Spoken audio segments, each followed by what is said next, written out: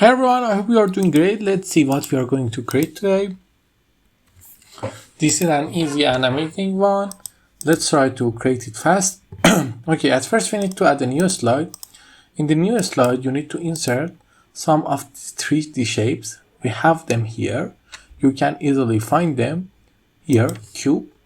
And after that, hold shift, create one, create a copy, and another copy until something like this created. Then just simply paste the text in them, okay?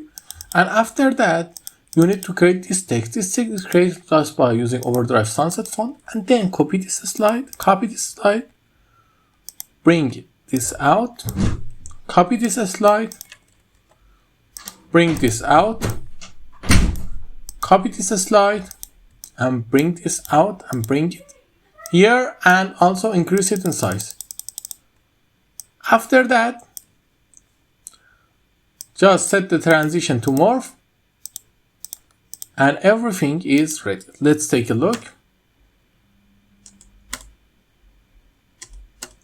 I hope you like it. If you like it, tell me in the comments. Have a nice